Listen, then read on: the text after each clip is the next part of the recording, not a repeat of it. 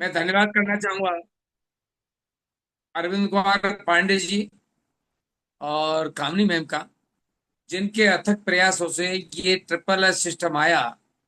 और इस triple S system की वजह से हम एक दूसरे से सीख रहे हैं। हम रोजाना सीखते हैं किसी ना किसी लीडर से, और आज आपको भी वो सीखने का मौका मिलेगा और अपने सब्जेक्ट के मास्टर से मिलेगा, जिससे आप आने वाले टाइम में आपको बहुत बड़ा हथियार मिल जाएगा। ऐसी मैं आशा कर रहा हूं आज के सेशन के बाद। तो मैं पांडे जी का बहुत बहुत आभार व्यक्त करता हूं। और वो वैसे भी हमारे सबके रोल मॉडल हैं, सबका ड्रीम है वो। यहाँ बैठा हुआ हर आदमी चाहता है, यस, मुझे भी एचडी जाना है, अगर पांडे जी को जाना है तो मुझे भी जाना है। ये जो भाव उन्होंने दिया है, इस भाव के लिए हम जितना कृतज्ञ हों उतना कम है। क्योंकि जब इस सिस्टम से बाहर जाते हैं हम, तो हमें कोई और भाव मिलता है। और वो ये मिलता है, सब बकवास है, कहाँ फंस गए। ये मिलता है जब सोसाइटी में जाते हैं। लेकिन जब सेशन में आते हैं, तो ऐसा लगता है कि यार मैं क्यों नहीं कर सकता, जो उनमें है वो मुझ में, ऐसा क्या है जो मुझ में नहीं। तो ये जो भाव दिया उन्होंने जीतने का, इसके लिए जितनी बार सत सत बार प्रणाम उनको। और दूसरा प्रणाम मेरा अजय कुमार कुशवाहा जी को है, जिन्होंने मुझे एक तरह से रिटायरमेंट के बाद दूसरा जन्म दिया है। अगर मुझे वो टियान से परिचित नहीं कराते, तो आज एज ए गोल्ड लाइन में आपके सामने बैठा नहीं होता। और जीवन में कभी भी गोल्ड लाइन जाता ना एचडी जाता। अब तो पूरे चांसेस है, लेकिन जब कोई चांसेस नहीं थे, क्योंकि इसके बारे में परिचित ही नहीं था। और मुझे उंगली पकड़ के चलना सिखाया। क्यों? कि मुझे अन्य चिकित्सा पद्धतियों का तो पूरा ज्ञान था, एरोपैथ, आयुर्वेद, होम्योपैथ, यूनानी, सबके बारे में मुझे जानकारी थी। और सिवाय टीसीएम के बारे में, इसका मैंने नाम भी नहीं सुना था, जिसको हम प्रमोट करते हैं।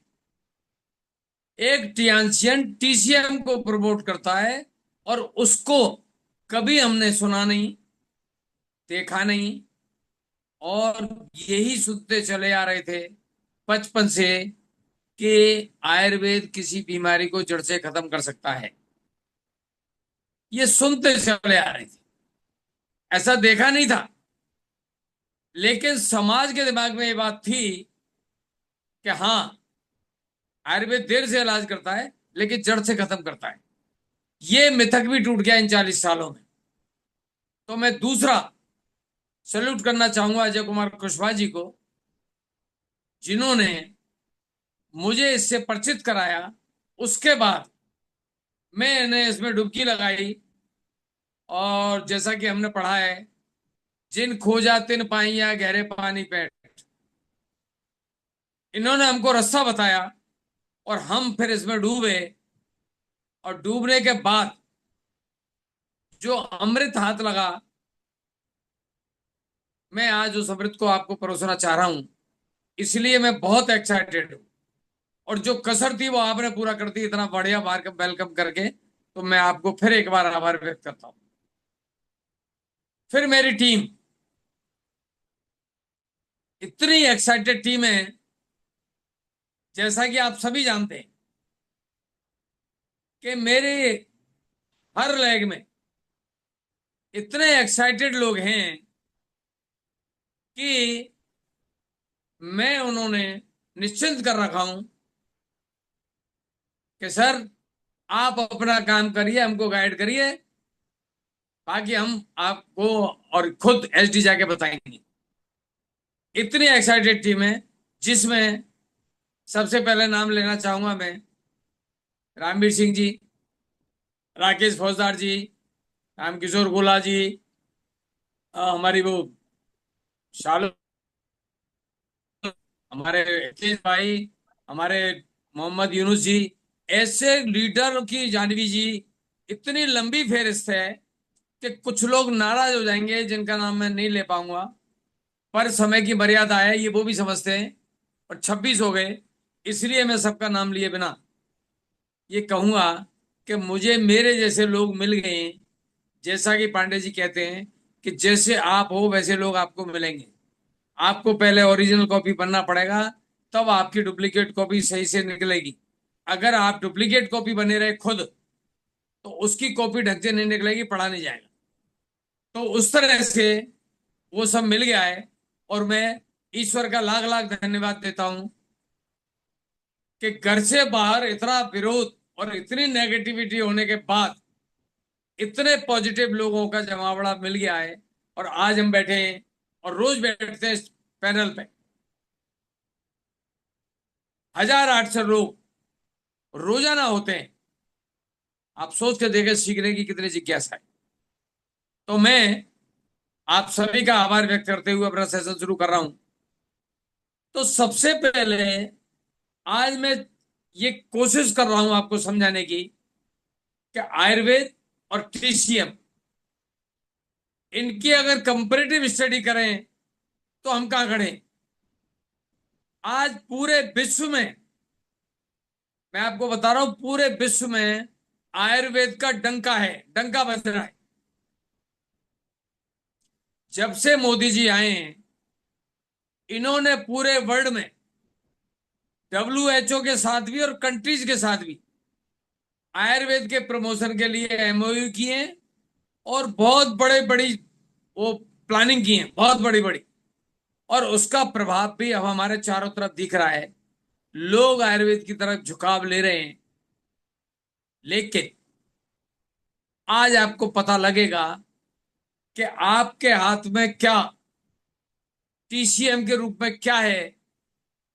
और मुझे आज वो प्रतीक सिन्हा याद आ रहे हैं, जो एक सुई पोना वाली कहावत सुनाते थे।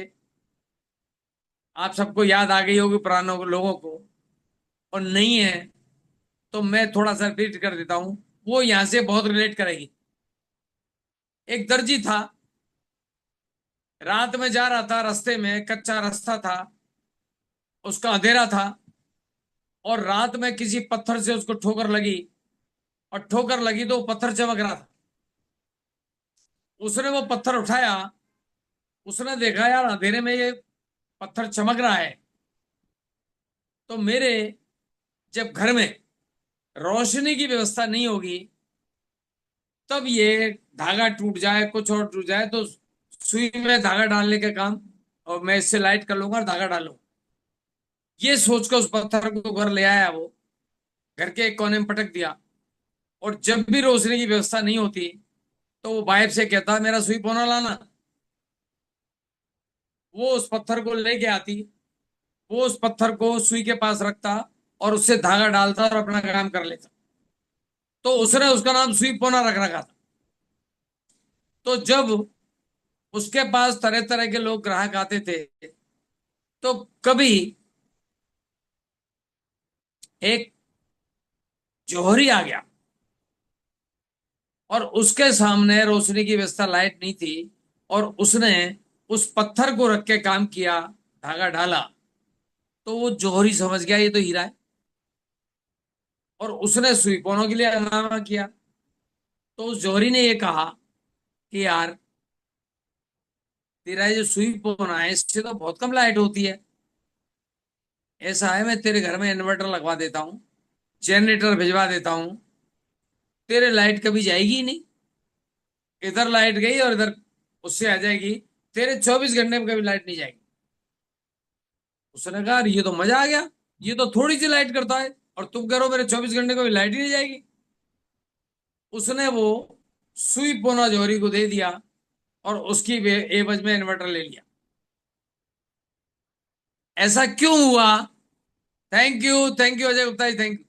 ऐसा क्यों हुआ? क्योंकि वो हीरा उसके लिए सुई पोना था। उसने कभी हीरे के रूप में जाना नहीं। उसी तरह हमारे लोग भी जब टीसीएम पे काम शुरू करते हैं, तो उसको सुई पोना समझते हैं, और कोई भी उनको कंफ्यूज करके चला जाता है, और उनका मोटिवेशन जीरो पे आ जाता है। अरे साहब मैंने उसको ये दिया, कुछ हुआ ही नहीं। अरे ये हुआ वो हुआ, दुनिया भर की बातें करके अपना जीवन खराब कर लेता है। ऐसे मेरी टीम में लोग भी हैं, लेकिन आज के बाद ऐसा कोई आदमी टियांस में नहीं होगा, ऐसा मैं विश्वास दिलाता हूं आपको। तो मैं आपको सबसे पहले बताता हूं मोटिव, हमारा टीसीएम का आयुर्वेद का मोटिव क्या है। आयुर्वेद का मोटिव है सर्वे भवन्तु सुखिनः सर्वे सन्तु निरामया। दुनिया के सभी लोग सुखी हों और सभी निरोग हों, ये आयुर्वेद का लिखित मोटिव है, मिशन है। लेकिन आप सोच के देखें कि अगर आप निरोग होते हैं तो भी क्या सुखी हो सकते हैं आयुर्वेद से? क्योंकि सुखी होने के लिए स्वास्थ्य के साथ पैसा चाहिए। और कोई भी आयुर्वेद का डॉक्टर और कोई भी आयुर्वेद का अस्पताल और कोई भी आयुर्वेद का इंस्टीट्यूट और कोई भी आयुर्वेद का मंत्रालय किसी को इस बात की गारंटी नहीं दे सकता कि हम आपको स्वास्थ्य के साथ सुखी भी कर देंगे, यानी कि पैसा कमाने का भी कोई रास्ता बता देंगे। इस मोटिव में भी आज आयुर्वेद टियान से पीछे है। क्यों? कि टीसीएम ये कहता है कि कोई बीमार ना हो और दुनिया के सभी लोग सुखी हों, और सुखी जब हो सकते हैं उन पे पैसा हो। और पैसा जब आ सकता है जब वो टियांस करें, क्योंकि जब वो टीसीएम को प्रमोट करेंगे तो वो लोगों को हेल्थ भी देंगे, खुद भी हेल्थ लेंगे और पैसा भी कमाएंगे और पैसा भी कमाएंगे। ये जो सर्वे भवन्तु सुखिनः का जो भाव है, वो आज आयुर्वेद उसमें असफल है, लेकिन टियांस उसमें सफल है, टीसीएम उसमें सफल है। पहला डिफरेंस, कागज पे दोनों का एक सा है, लेकिन अचीवमेंट दोनों पे नहीं है। सुखी बनाने की आज कोई आयुर्वेद का डॉक्टर आपको इस साधन नहीं दे सकता, क्योंकि आप स्वस्थ भी हो जाओगे और आप पे कोई कमाने का साधन ही नहीं है, तब आप सुखी कैसे होगे? तो पहले पे थी टीसीएम या टियांस, उससे 21 है। आयुर्वेद कहता है जीवेम सरदय सतम, आप 100 साल तक जिए, ये हमारा वेद वाक्य है। लेकिन 100 साल तक जीने का रास्ता टीसीएम देता है, आज आयुर्वेद नहीं दे पाता। वो भी आगे मैं बताऊंगा क्यों नहीं दे पाता। लेकिन आज नहीं दे पाता क्योंकि 5,000 साल पहले जो आयुर्वेद था और जो दुनिया थी, जैसी परिस्थितियां थी, वो आज नहीं है। आज की परिस्थितियों में 100 साल हंड्रेड ईयर हेल्दी लाइफ सिर्फ आपको टीसीएम दे सकता है, आयुर्वेद नहीं दे सकता। मैं आयुर्वेद का एमडी डॉक्टर पूरे विश्वास के साथ आपको कह रहा हूं, और ये रिकॉर्ड आप ऐसे किसी भी आदमी को सुना देना जो आयुर्वेद को ज्यादा प्रमोट कर रहा हो, तो आज आयुर्वेद ये करने में सक्षम नहीं है। अब मैं इसका प्रॉपर कंपैरिजन आपके सामने रख रहा हूं और वो देखेंगे आप कि आयुर्वेद का प्रथम प्रयोजन है जो शास्त्रों में है, वो है स्वस्थ से स्वास्थ्य रक्षणम आतुरस्य विकार प्रशमनम च। स्वस्थ आदमी को स्वस्थ बनाए रखना, ये प्रथम प्रयोजन है। और ये वास्तव में यही होना चाहिए, यही टीसीएम का भी है, यही डब्ल्यूएचओ भी कहता है कि हमारे 95% लोग या तो स्वस्थ नहीं है, बीमार हैं, या बीमार होने जा रहे हैं। 95% लोग, ये डब्ल्यूएचओ का आंकड़ा है। उन पे आज उन कारणों से आयुर्वेद फेल है। और ये जो चीज है इसको टीसीएम कहती है वेलनेस एंड ट्रीटमेंट। स्वस्थ से स्वास्थ्य रक्षण को वेलनेस कहते हैं और आतुरत से विकार प्रशमन को ट्रीटमेंट कहते हैं। यानी कि वेलनेस में और ट्रीटमेंट में, दोनों में टीसीएम आयुर्वेद से 21 है। क्यों? कि आयुर्वेद वालों ने आयुर्वेद को अपग्रेड नहीं किया। मैं आगे बताऊंगा आपको क्या अपग्रेड की जरूरत थी जो उन्होंने नहीं किया, इसलिए ना वो बीमार ठीक कर पा रहे हैं और ना वो स्वस्थ आदमी को स्वस्थ रख पा रहे हैं। और मैं दावे से कह सकता हूं, जितना औसत आदमी, जो WHO कह रही है 95% लोग, उतने ही आयुर्वेद के काम करने वाले लोग, जिसमें चिकित्सक भी हैं, कंपाउंडर भी हैं, जो आयुर्वेद में काम करते हैं, वो भी उतने ही बीमार हैं या बीमार होने जा रहे हैं 95%, जितना आम लोग हैं। उनमें कोई अंतर नहीं है। तो जब वो अपने आप को नहीं बचा पा रहे हैं, तो आपको कैसे बचाएंगे? ठीक है। इसलिए वो बीमारियों को, कारण को दूर नहीं कर पा रहे हैं आयुर्वेद वाले। मैं आगे बताऊंगा कैसे। हजारों साल पहले बीमारियों का कारण आयुर्वेद ने बात, पित्त और कफ को माना है। आयुर्वेद के जो 3 पिलर हैं, वो है बात, पित्त और कफ। सारी बीमारियों को इसी हिसाब से डिफाइन किया गया है, इसी हिसाब से इलाज बताया गया है। ये कब था? जब हजारों साल पहले मनुष्य प्रकृति के करीब था, और उस वक्त बीमारियों के कारण ऋतु के अनुकूल बात, पित्त, कफ हुआ करते थे। और उनके हिसाब से जब आयुर्वेद वाले बात, पित्त, कफ का संशोधन करते थे, तब वो लोगों को निरोग किया करते थे। आज बीमारियों के कारण ही बदल चुके हैं। आज बीमारियों के कारण बात, पित्त, कफ ना होके आज लैक ऑफ एक्सरसाइज, आपका खान पान, पोषक तत्वों की कमी, पॉल्यूशन, रेडिएशन, इस तरह की चीजें हैं बीमारियों के कारण। ये कारण उस वक्त नहीं थे जब आयुर्वेद उत्पन्न हुआ था। ऋषि मुनियों ने इसको ब्रह्मा जी से लिया था। ब्रह्मा जी का दिया हुआ ज्ञान है आयुर्वेद, जिससे पहले देवताओं का इलाज होता था, उसके बाद इंसानों का शुरू हुआ। और आप सोच के ताज्जुब करेंगे, इस पृथ्वी पे एक भी पेड़ पौधा नहीं है जिसका गुण आप लोगों को आयुर्वेद में नहीं बताया हो। यानी कि आप सोच के देखो, आज जैसे ना लेबोरेटरी थी, ना अस्पताल थे, ना रिसर्च इंस्टीट्यूट थे, उनको कैसे पता लगा कि करेला, बेल, ये डायबिटीज में काम करते हैं? उनके पास रिसर्च के क्या साधन थे? कुछ नहीं थे। लेकिन आज भी वो काम करते हैं तात्कालिक रूप से रिलीफ करने के लिए, लेकिन क्योर होने में उनको कोई मदद नहीं मिलती है। आपको बताऊं, आपको सुन के ताज्जुब होगा, पहले डायबिटीज के मरीज, मैंने कहीं पढ़ा था, गणेश जी हैं। गणेश जी के आप जानते हैं, वो मोदक प्रिय हैं, यानी कि उनको लड्डू बहुत प्रिय हैं। आलसी हैं, तो भाग दौड़ में विश्वास नहीं करते हैं वो। आपने देखा होगा, एक बार जब महादेव पार्वती ने दोनों बच्चों को, कार्तिकेय और गणेश जी को, कहा कि तुम पूरे पृथ्वी का चक्कर लगा के आओ, तो कार्तिकेय का वाहन था गरुड़, वो चले गए, पूरी दुनिया का चक्कर लगा के आ गए। लेकिन गणेश जी ने दोनों माता पिता का चक्कर लगाया और कहा, मेरी दुनिया तो आप ही हैं। क्यों? कि वो भाग दौड़ में विश्वास ही नहीं करते, आराम जी भी हैं। तो डायबिटीज होने के जो बड़े कारण हैं, मिष्ठान प्रिय और आलसी होना। आज हर आदमी आलसी है,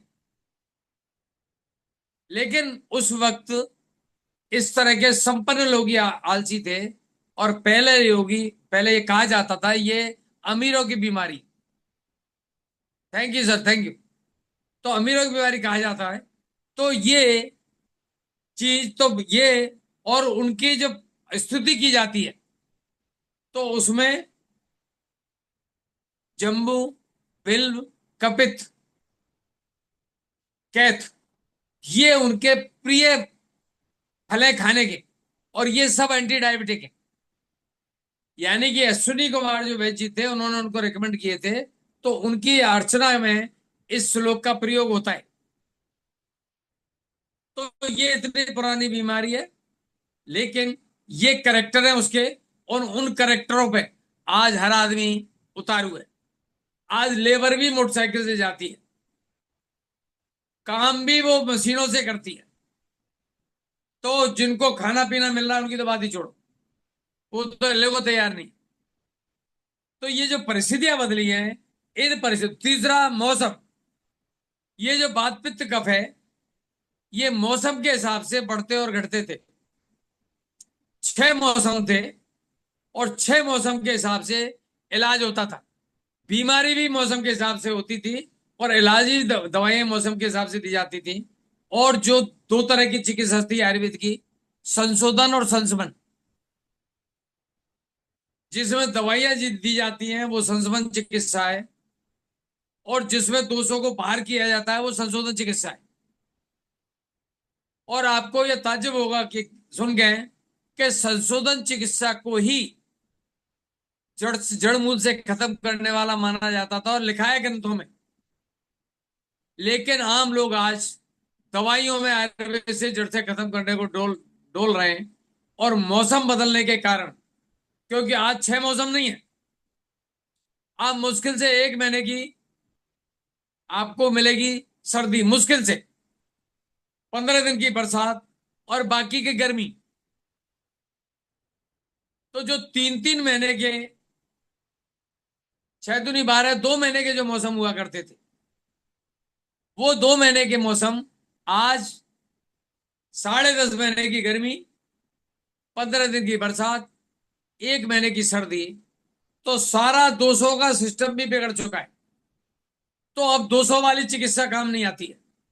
तो हमने देखा होगा, आज आयुर्वेद वाले भी बीमारी और दवाइयों की बात करते हैं। कहीं भी चले जाओ, किसी भी स्तर पे चले जाओ, चाहे वर्ल्ड लेवल पे चले जाओ और चाहे अस्पताल लेवल पे चले जाओ, वहां भी दवाइयां बांटने का ही काम हो रहा है, जो आयुर्वेद नहीं कहता है। तो आज आयुर्वेद वाले भी आयुर्वेद नहीं कर रहे हैं, क्योंकि पब्लिक की डिमांड ये है कि इस बीमारी का इलाज है क्या। वो बीमारी का इलाज ढूंढ रहे हैं, जबकि जो आयुर्वेद ने कारण बताए थे वो सब कारण बदल चुके हैं। इसलिए वहां कोई ठीक नहीं हो रहा है, मैं दावे से कह सकता हूं।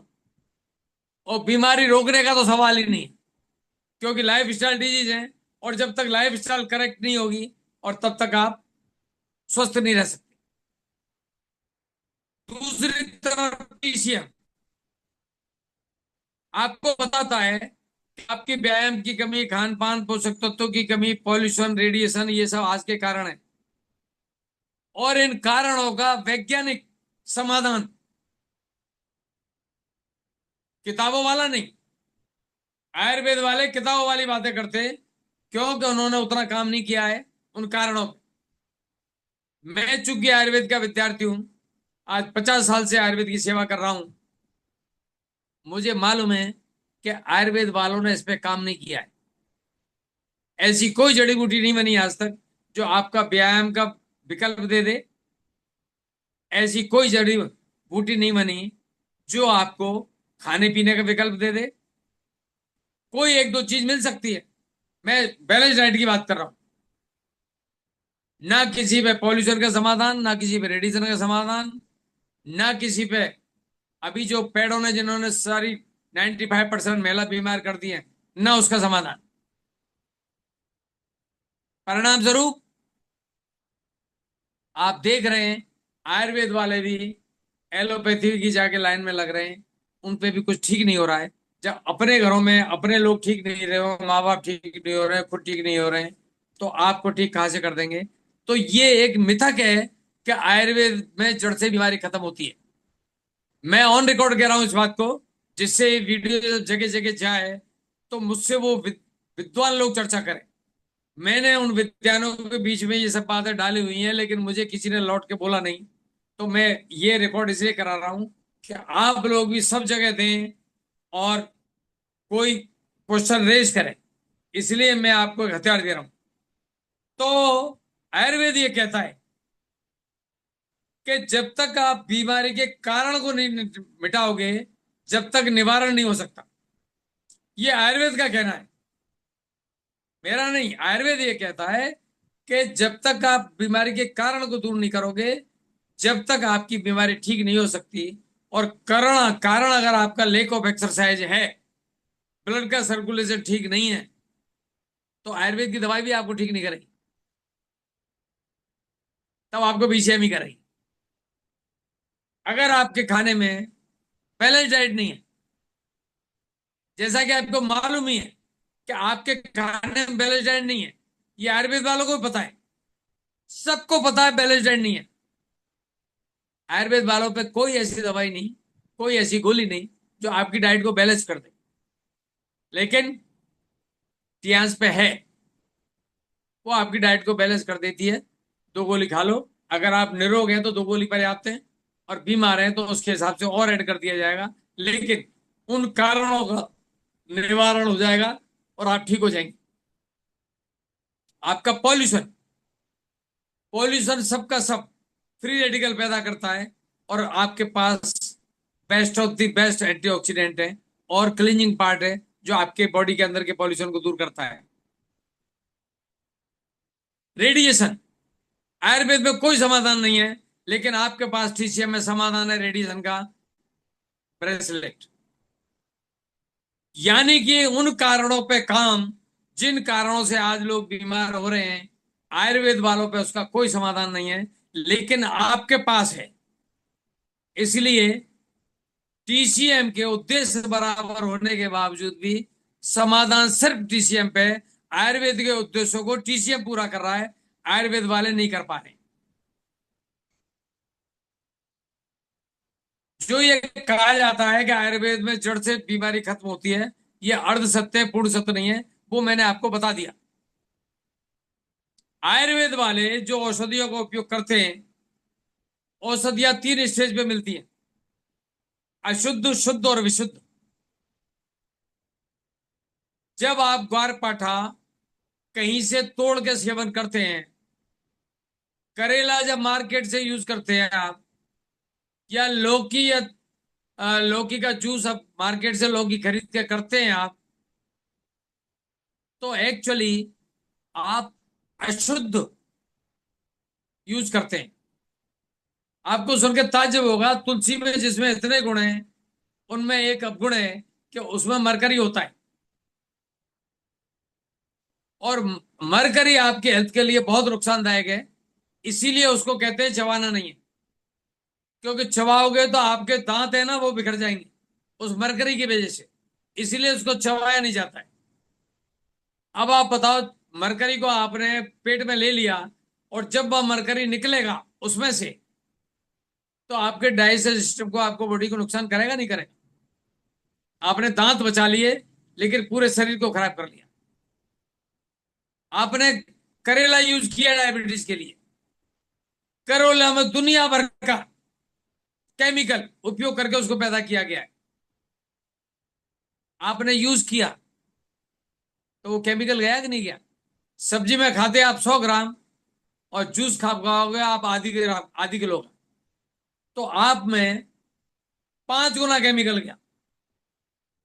किसी भी दवाई पे आप ले लो, जैसे एलोवेरा मैंने बताया तो इसलिए लिया कि एलोवेरा जब हमारे आसपास बस्तियों में होता है, तो अपने वातावरण के जो केमिकल है उनको एब्जॉर्ब करता है, और उसकी बॉडी में इकट्ठे हो जाते हैं। और जब वहां से तोड़ के एलोवेरा खाते हैं आप, तो वो केमिकल भी हमारे बॉडी में जाते हैं, जिसमें लेड, मरकरी और जहरी आर्सेनिक, बहुत सारी चीजें होती हैं जो हमारी गाड़ियों की धुएं निकलती हैं, वो सब उसमें होती हैं, वो खाने योग्य नहीं होता। तो हम अशुद्ध रूप में, हम क्या कहते हैं, प्योर ऑलिव ओil है, हमने तो गार्डन में उत्पादन कर रखा है, तो आप उसके रूप में जहर भी ले रहे हैं। शुद्ध, आपने उसका रस निकाल लिया, तो आपने उसके पत्ते पे जो था केमिकल वो तो छोड़ निकाल दिया, लेकिन उसकी बॉडी में जो गया, उसका क्या हुआ? वो तो रस में आ गया। जब बाबा रामदेव 20-25 साल पहले शुरू हुए थे, तो उस वक्त कुछ मौतों की इंफॉर्मेशन आई थी। डायबिटीज के लिए उन्होंने करेला और लौकी का जूस बताया था, और उसमें कई लोग मर गए थे, तो एलोपैथी वालों ने उसको बतंगड़ बनाया और बहुत पॉपुलर किया कि देखो, लौकी और करेला के जूस से लोग मर गए। मेरे पास फोन आने लगे कि आपकी क्या राय। तो मैं लोगों को कहा करता था उस वक्त भी, जब मैं इतिहास को नहीं जानता था, तब भी मैं ये कहता था, ये अर्ध सत्य है कि लौकी और करेले के रस से कोई मर जाए, लेकिन ये भी सत्य है कि अगर आपने लौकी और करेला मार्केट से खरीदा है तो मरने की पूरी संभावना है, क्योंकि उसको जिस तरह पैदा किया गया है उसमें केमिकल बहुत है। तो अगर आप घर में पैदा करके ऑर्गेनिकली अगर ये आप लेते हैं तो संभावना है फायदा की, और अगर मार्केट से खरीद के लेते हैं तो संभावना है मरने की। तो आप तय कर लें आपको क्या करना है। तो इस रूप में आयुर्वेद का सेवन हो रहा है जो घातक भी है, लेकिन तीसरा रूप जो होता है वो होता है विशुद्ध। विशुद्ध का मतलब ये है उसके गुण ले लिए और अवगुण निकाल दिए। समझ रहे हैं आप बात को? गुण निकाल लिए, अवगुण निकाल के फेंक दिए, और वो बायोटेक्नोलॉजी के बिना हो नहीं सकता। और बायोटेक्नोलॉजी में टियास दुनिया के टॉप 5 में है। जब नासा ने मंगल ग्रह पे एक मिशन भेजने का प्लान बनाया, उस वक्त टियास को वहां पे जीवन की रिसर्च के लिए काम दिया। जब वहां पौधे पैदा करने की बात आई तो वो हमारे टियास को मिला था वो काम, मंगल ग्रह पे काम करने के लिए। हमारी बायोटेक्नोलॉजी में वो पोजिशन। मैं उदाहरण देना चाहता हूं ओपीसी का। ओपीसी में हरड़, बहेड़ा, आंवला, अशोका और ग्रेप्सिड एक्सेक्ट है। तो हरड़ बहेड़ा बिना आयुर्वेद का नाम लेना भी मुश्किल है, क्योंकि जो आदमी आयुर्वेद का नाम जानता है वो हरड़ बहेड़ा आंवला तो जानता ही, त्रिफला तो। वो त्रिफला आप मार्केट से जब खरीदते हो तो मैंने पैदा होते देखा है। आजकल आंवले के खेत के खेत पैदा करते हैं लोग, किसान लोग, और उस आंवले में फ्लावर से लेके फल तक 20 बार स्प्रे होता है केमिकलों का, 20 बार। आजकल सारी जड़ी बूटियां भारत सरकार और राज्य सरकारें पैदा करवा रही है किसानों से सब्सिडी दे दे के, और एग्रीकल्चर डिपार्टमेंट उसको असिस्ट कर रहा है। और एग्रीकल्चर डिपार्टमेंट में तो वही दवाइयां हैं, ये दोनों मिलकर जड़ी बूटियां पैदा कर रहे हैं जो फुल ऑफ केमिकल है, फुल ऑफ केमिकल। और फिर उनकी दुर्गति देखनी हो तो दिल्ली खारी बावली में जाके देख लेना कि सालों बिना धूप और बिना हवा के पड़ी रहती है। मैंने ट्रकों में दवाइयां खरीदी हैं और मैं उस सीन को अभी मेरे सामने विजुलाइज हो रहा है, मैं देख नहीं पाऊंगा। जहां बरसों तक जड़ी बूटी पे धूप नहीं गई है, शुद्ध हवा नहीं गई है, आप बताओ उसमें कितनी बीमारियां लग गई होंगी, कितने बैक्टीरिया पैदा हो गए होंगे, कितने फंगस लग गए होंगे। उस तरह से आयुर्वेदिक दवाइयां बन रही हैं। लेकिन जब टीसीएम की बात आती है तो उसमें विशुद्ध रूप से, यानी कि उन दवाइयों के विशुद्ध रूप से जो एक्टिव प्रिंसिपल्स हैं वो निकाल के बनाई जाती हैं, इसलिए वो 100% काम करती हैं। कोई भी आयुर्वेद का बंदा आपको ये नहीं कह सकता कि मैं आपको इतने दिन में ये आराम कर दूंगा। लेकिन टियास वाले रात दिन कहते हैं, हर मरीज को कहते हैं 3 से 6 महीने का टाइम दो और फिर देखो कमाल। पढ़ा लिखा भी अनपढ़ भी सारे, और वैसा होता है। वो मैंने भी देखा है और वो भी देख रहे हैं, आप सब लोग देख रहे हैं। वो इसलिए कि आप विशुद्ध रूप में आयुर्वेद को उपयोग कर रहे हो, जबकि आयुर्वेद वाले उसको शुद्ध और अशुद्ध रूप में उपयोग कर रहे हैं, तो ना उन पे कन्फर्मेटिव रिजल्ट है और प्रतिक्रियाएं भी बहुत हैं। और विदेशों में आयुर्वेद की बहुत सारी चीज बैन भी हैं, और आयुर्वेद की ये चीजें अगर मार्केट में जाएं और इंटरनेशनल लेबोरेटरी में टेस्ट हो तो ये भी फेल है सब, ये भी फेल है। तो आपको ये अंतर समझना पड़ेगा कि आयुर्वेद वाले अभी भी शुद्ध और अशुद्ध पे अटके पड़े हैं, और हमारा जो टीसीएम है वो विशुद्ध पे आ गया है। हम विशुद्ध रूप में प्रयोग करते हैं। और देखिए आपको आयुर्वेद ये कहता है दुनिया को कि पथ्य सती पदार्थ से के औषध निषेवणी,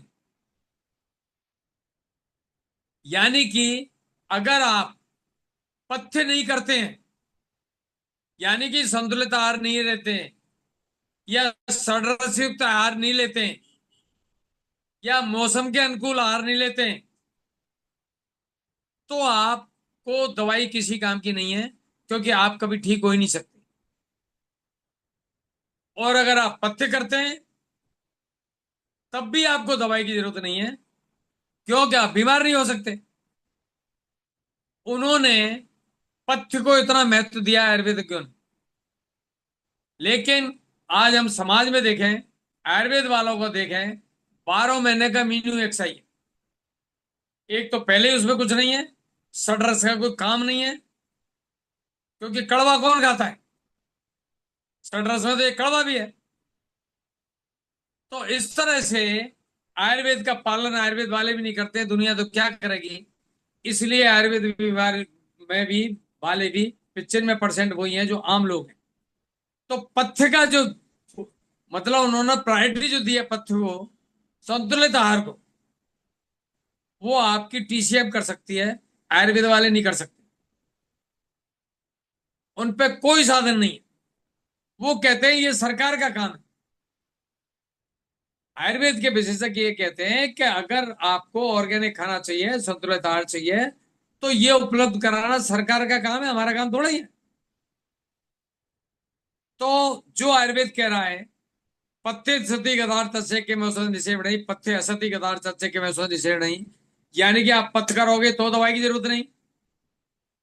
जैसे एक कहावत है ना कि पूत कपूत तो क्यों धन संचय, पूत सपूत तो क्यों धन संचय। अगर कपूत है तो कितना भी संचय कर लो बर्बाद कर देगा, और सपूत है तो करो या ना करो वो खूब पैदा कर लेगा। वही चीज है पथ्य पे। पथ्य को इतना उन्होंने फोकस किया है आयुर्वेदज्ञों ने, चरक ऋषि ने। लेकिन ये आयुर्वेद वाला इसमें कुछ भी नहीं कर सकते, ना ये रेडिएशन में कुछ कर सकते, ना ये पॉल्यूशन में कुछ कर सकते। कुल मिला के यहाँ के भी आयुर्वेद के विशेषज्ञ फेल है। अब आयुर्वेद में जब चरक संहिता लोग पढ़ते हैं तो हर बीमारी के कारणों में एक शब्द आता है, प्रज्ञापराध। कोई भी बीमारी हो उसमें सबसे पहले जब कारण बताए जाते हैं तो उसमें बताया जाता है प्रज्ञापराध। प्रज्ञा कहते हैं बुद्धि को, और अपराध तो अपराध है ही। यानी कि आपकी बुद्धि जिस चीज को ये मानती है कि ये स्वस्थ रहने में बाधक है। यानी कि आयुर्वेद भी आपको ये कहता है 3 से 5 बजे जगो, लेकिन आप 9 बजे सो के उठ रहे हैं, तो इसको कहेंगे प्रज्ञा अपराध। आपको कहा जाता है बैलेंस डाइट खाओ, आप अपने स्वाद की चीजें खा रहे हैं, पता नहीं क्या क्या खा रहे हैं। मेरा नाम लेने में भी कष्ट हो रहा है मुझे, पता नहीं क्या क्या खा रहे हैं।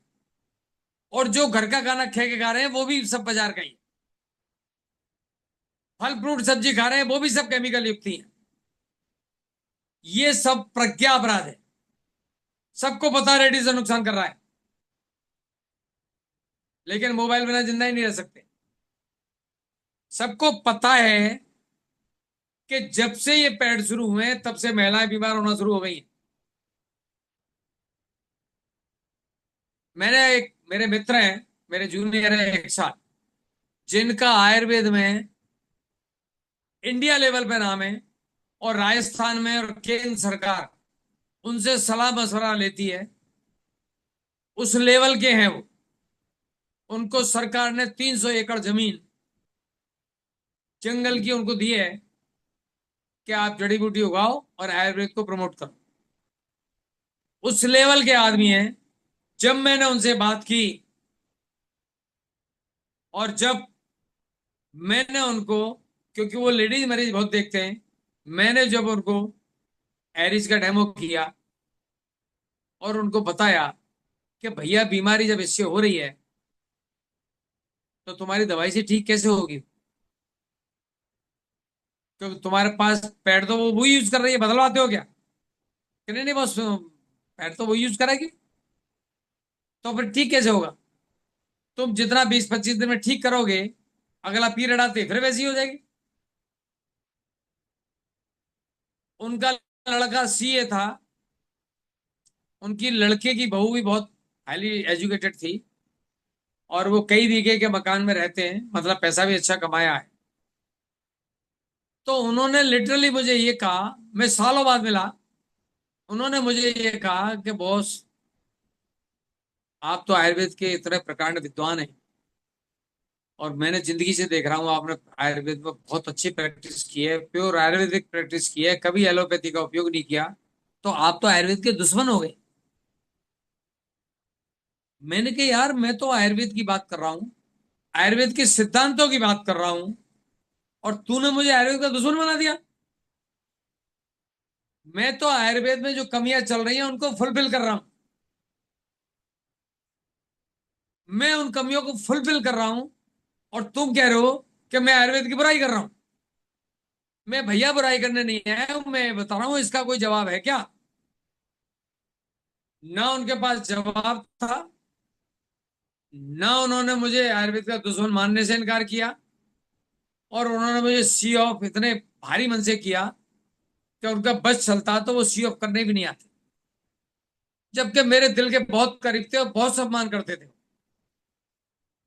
मैं इस घटना से आपको ये कहना चाहता हूं कि आयुर्वेद वालों ने अपने दिमाग पर शटर डाले हुए हैं, वो समझ नहीं पा रहे हैं।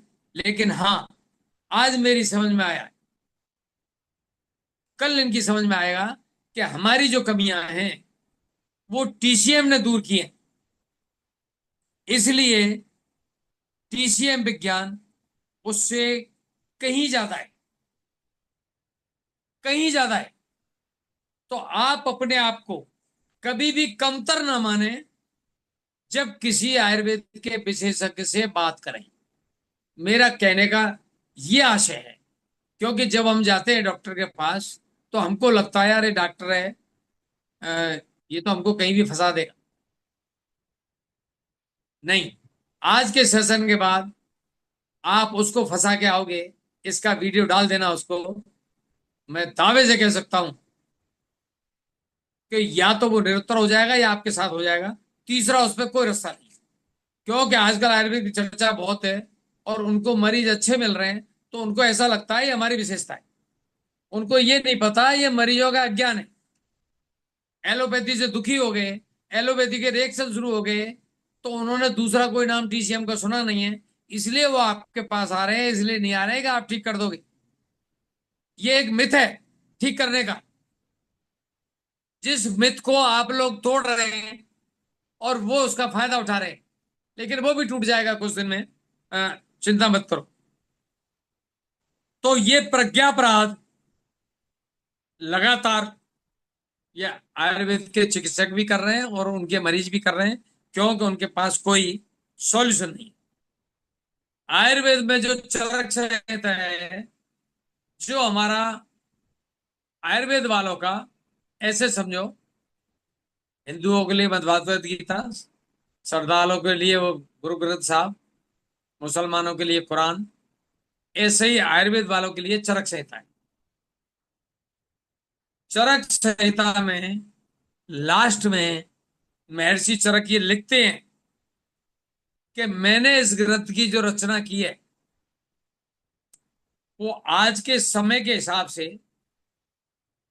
की है, लेकिन आने वाले समय में जो चुनौतियां आएंगी, उस चुनौतियों के लिए जो प्रबुद्ध वैद्य है, जो सिर्फ रट्टा मारने वाले हैं, उनके लिए तो चरक संहिता है। लेकिन जो आने वाली चुनौतियों का जो सामना करेंगे, प्रबुद्ध जो होंगे, वो आपस में चर्चा करें, संभाषाएं करें और उन आने वाली समस्याओं के समाधान निकालें। ये उन्होंने उल्लेख किया हुआ है।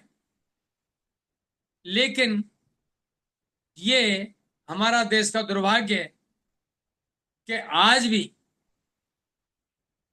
पद्मश्री और पद्म भूषण आयुर्वेद के लोगों को मिलता है। ये उन्हीं लोगों को मिलता है जिनको चरक संहिता पे कमांड है। आज की समस्या पे उनका 0% कंट्रीब्यूशन है, 0%। इन विषयों पे उन्होंने मुझे लौट के पूछा तक नहीं। मैंने जब उनके सामने समस्या रखी है कि मैं भी आयुर्वेद के विद्यार्थी हूं, आप बहुत बड़े विद्वान हैं आयुर्वेद के, इन पे आयुर्वेद क्या कहता है, निरुत्तर उन्होंने मतलब जवाब नहीं दिया, क्योंकि उनके पास कोई जवाब था नहीं। तो मैं आपको बताना चाहता हूं कि उन्होंने ये कहा, लेकिन आयुर्वेद वाले इस पे नहीं चले। परिणाम स्वरूप आज ये स्थिति आ गई कि वो सरकार करोड़ों करोड़ों रुपए खर्च कर रही है आयुर्वेद के प्रमोशन पे, लेकिन सरकार को ये सब बातें बताने वाला कोई नहीं है। जो मैं आपको बता रहा हूं, सरकार को अनभिज्ञ रखा हुआ है, क्योंकि ये लोग इस पे काम नहीं करते हैं। जिस दिन ये चीजें सरकार की निगाह में आएंगी, आप देखना टीसीएम कहां पहुंचेगा। और ये वही दस्तावेज है जो किसी मंत्री के, स्वास्थ्य मंत्री, आयुर्वेद आयुष मंत्री, किसी की निगाह में जाएगा तो ये कमाल करेगा। ठीक है। तो अभी जो भी सरकार लाखों लाखों रुपए करके वैज्ञानिक संगोष्ठियां करती है, सारे दुनिया के, सारे इंडिया के, सारे राज्य के विशेषज्ञ इकट्ठे होते हैं और चर्चाएं करते हैं, वहां पे भी कोई बीमारी और कोई दवाई की बात होती है। और जो चरक संहिता में कारण लिखे हुए हैं उनको बताते हैं, जबकि वो कारण बदल गए, क्योंकि समाज पूरा बदल गया। लाइफ स्टाइल, खान पान, सोच, पहनना और सब कुछ बदल गया। तो आज वो चीजें बेकार हैं, पर उन्हीं श्लोक और रट्टा मारा जाता है और उन्हीं किताबों को सही सिद्ध करने का प्रयास किया जाता है उन गोष्ठियों में। मैंने बहुत सारी गोष्ठियां अटेंड की हैं। अतः मैं पूरे सेशन को रैप अप करता हूं और मैं निष्कर्ष रूप में आपसे ये कहना चाहता हूं कि जो काम आयुर्वेद के वैज्ञानिकों और संस्थानों ने, जो 100 100 200 500 करोड़ रुपए के बने हुए हैं, जिनमें आयुर्वेद के साइंटिस्ट और दुनिया भर के साइंटिस्ट और दुनिया भर की मशीनें और पता नहीं क्या क्या, आपको देखना हो तो बाबा रामदेव के पातंजलि चले जाना, वहां भी दुनिया भर की मशीनें हैं आयुर्वेद को प्रूव करने के लिए। मैं ये कहना चाहता हूं कि इन कारणों पे आयुर्वेद के पैसा जो हजारों करोड़ रुपए खर्च हो रहा है, उसका कोई कंट्रीब्यूशन नहीं है। कंट्रीब्यूशन है इस पृथ्वी पे तो सिर्फ मिस्टर लीजिनवन, टियांस और टीसीएम, इन्होंने वो कंट्रीब्यूशन दिया है कि हम सारी दुनिया को 100 ईयर हेल्दी लाइफ भी दे सकते हैं और सुखी भी कर सकते हैं, उनको पैसा कमाना सिखा के। तो ये दोनों उद्देश्य, सर्वे भवन्तु सुखिनः सर्वे सन्तु निरामया वाला जो मूल विचार है हमारा हिंदुस्तान का सारी दुनिया के लिए, उस झंडे को लेके हम और आप चल रहे हैं। और बहुत जल्दी देखेंगे आप कि ये सब होता हुआ नजर आएगा। क्यों? कि हर चीज में टाइम लगता है, सबकॉन्शियस माइंड में पहुंचने में टाइम लगता है।